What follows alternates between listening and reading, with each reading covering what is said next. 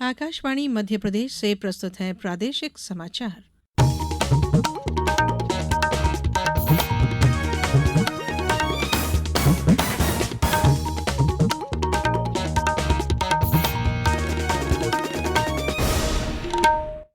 नमस्कार, समाचारों के साथ मैं धारणा सचदेव। राज्य मंत्रिमंडल की आज हुई बैठक में कई फैसले लिए गए।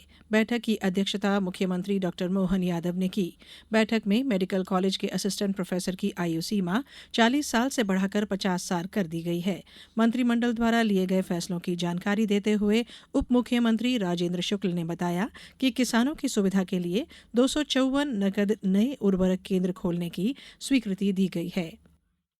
में 254 नगद नए उर्वरक विक्रय केंद्रों की स्वीकृति आज दी गई है, जिससे कि हम लोग हमेशा ये बातें आती थी कि लंबी लाइनें हैं, खाद खरीदने में किसानों को समय लग रहा है, परेशानी हो रही है। एक बहुत बड़ी राहत इसे मिलेगी और खास तौर से जो डिफॉल्टर किसान हैं, जिनको कि नगद में खाद मिल जाए, इसके लिए इस प्रकार के सेंटर की आवश्यकता थी। प्रदेश भर में न्यायोत्सव विधिक सेवा सप्ताह के तहत विभिन्न आयोजन किए जा रहे हैं। जबलपुर में विधिक सेवा सप्ताह के शुभारंभ अवसर पर प्रधान जिला न्यायाधीश और अध्यक्ष जिला विधिक सेवा प्राधिकरण आलोक अवस्थी ने विधिक सेवा जागरूकता बाइक रैली को झंडी दिखाकर रवाना किया।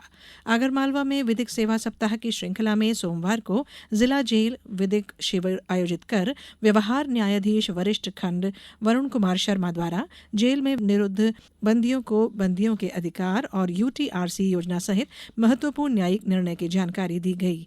बालाघाट में भी बाइक रैली का आयोजन जिला न्यायालय परिसर में किया गया। बाइक रैली को न्यायाधीश श्री थपलियाल द्वारा हरी झंडी दिखाकर रवाना किया गया। त्योहारों के दौरान यात्रियों की बढ़ती भीड़ को ध्यान में रखते हुए रेलवे प्रशासन और रेलवे सुरक्षा बल ने भोपाल और इटारसी रेलवे स्टेशनों पर विशेष सुरक्षा और भीड़ प्रबंधन रणनीतियों को लागू किया है। इन उपायों का उद्देश्य सभी यात्रियों की सुरक्षित और सुगम यात्रा सुनिश्चित करना है। भोपाल मंडल के सभी स्टेशनों पर मंडल रेल प्रबंधक देवाशीष त्रिपाठी के मार्गदर्शन में वाणिज्य पर्यवेक्षक और आरपीएफ निरीक्षक, उप निरीक्षक और सहायक कर्मचारी प्लेटफॉर्म, फुट ओवर ब्रिज और ट्रेनों पर भीड़ नियंत्रण और व्यवस्थित बोर्डिंग के लिए तैनात किए गए थे। भोपाल स्टेशन से प्रस्थान करने वाली ट्रेनों के सामान्य कोचों में यात्रियों की सुगम बोर्डिंग के लिए क्यू सिस्टम स्थापित किया गया। वरिष्ठ मंडल वाणिज्यिक प्रबंधक सौरभ कटारिया ने बताया कि इटारसी स्टेशन सामान्य कोचों के पास भीड़ नियंत्रण बनाए रखने के लिए कर्मचारी तैनात किए गए हैं। प्रदेश में भी आज से नहाय खाए के साथ लोक आस्था का पर्व छठ शुरू हो गया है। सूर्य उपासना के 4 दिन के इस पावन अनुष्ठान में कल देर शाम खरना का विधान संपन्न होगा। इसके बाद लगभग 36 घंटे का निर्जला उपवास शुरू होगा। 7 नवंबर बृहस्पतिवार की संध्या अस्ताचलगामी सूर्य और शुक्रवार प्रातः उदीयमान सूर्य को अर्घ्य अर्पण करने के साथ ही पर्व का समापन होगा। जबलपुर में महापौर जगत बहादुर सिंह अन्नू ने अधिकारियों को सभी घाटों पर आवश्यक प्रबंध करने के निर्देश दिए हैं। अनूपपुर जिले में मड़फा तालाब छठ पूजा समिति के शिवांशु रंजन ने बताया कि सुरक्षा का खास ख्याल रखा जा रहा है। हम सुरक्षा की दृष्टि से यहाँ पे तालाब में 2 बोट भी रखेंगे। अगर भगवान न करे अगर कोई मिस हैपनिंग होती है तो भी हम उनको रिकवर तुरंत कर सकें।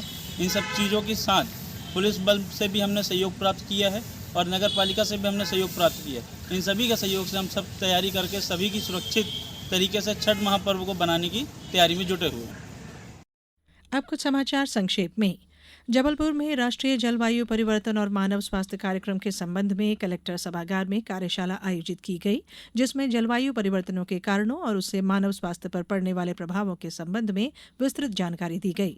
शिवपुरी जिले में नापतौल विभाग के द्वारा चलाए गए विशेष जांच अभियान में 228 संस्थानों की जांच कर 49 व्यापारिक संस्थानों के विरुद्ध नापतौल उपकरणों और पैक बंद वस्तुओं में अनियमितता पाई जाने के कारण प्रकरण प्रबंधन किए गए हैं और बालाघाट में पटाखों से प्रतिमाएं क्षतिग्रस्त करने के मामले में सीएमओ ने एफआईआर दर्ज कराई है। पुलिस मामले में कार्रवाई कर रही है। इस बुलेटिन में इतना ही। नमस्कार।